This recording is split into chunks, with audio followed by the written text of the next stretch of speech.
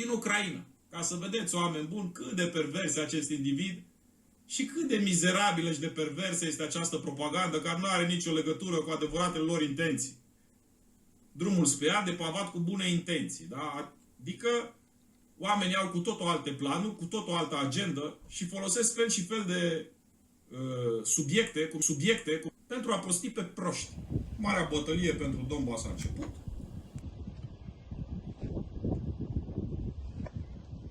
Поехали. Всем привет, это проект «Onesti». Вы знаете, что действительно в воздухе идет достаточно серьезная борьба с беспилотниками. Это операция. Котел сейчас зенитно-артиллерийский Зу-23 работает.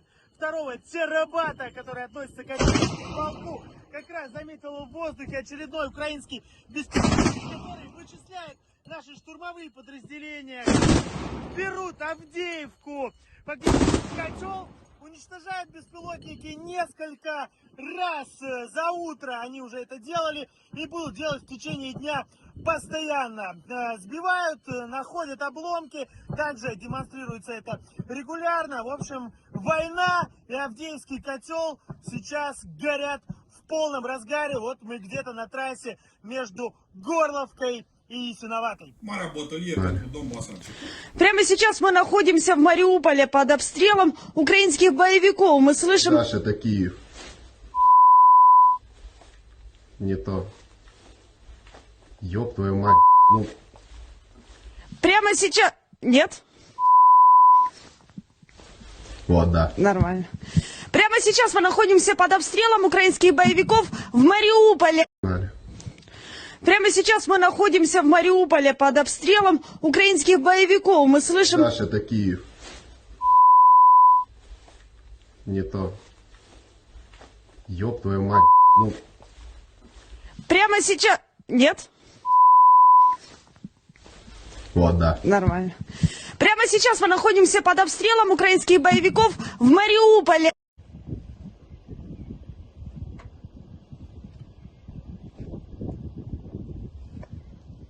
Поехали.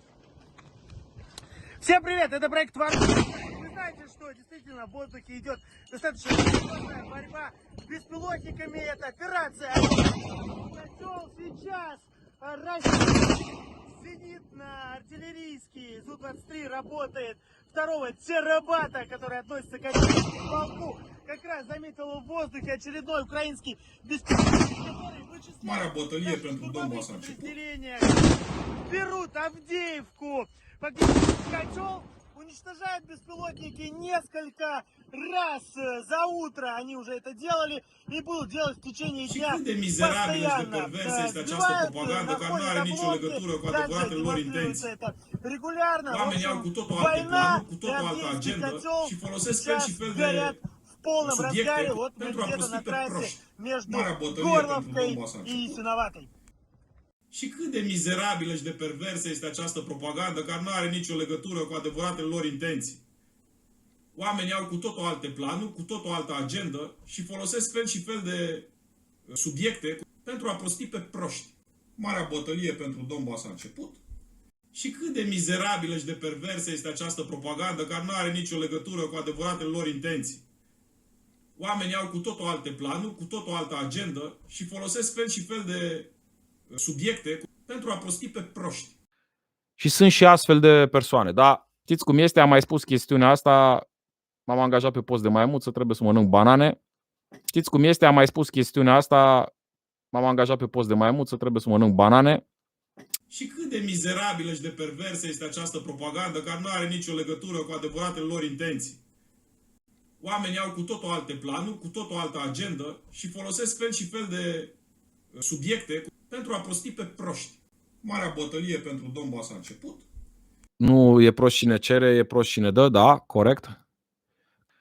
Și sunt și astfel de persoane, da. Tu aleți să fii prost, nu e prost cine cere, e prost cine dă, da, corect. Tu aleți să fii prost, și sunt foarte mulți hăbăuci. Nu e prost cine cere, e prost cine dă, da, corect. Nu e prost cine cere, e prost cine dă, da, corect. Tu aleți să fii prost, și sunt foarte mulți hăbăuci.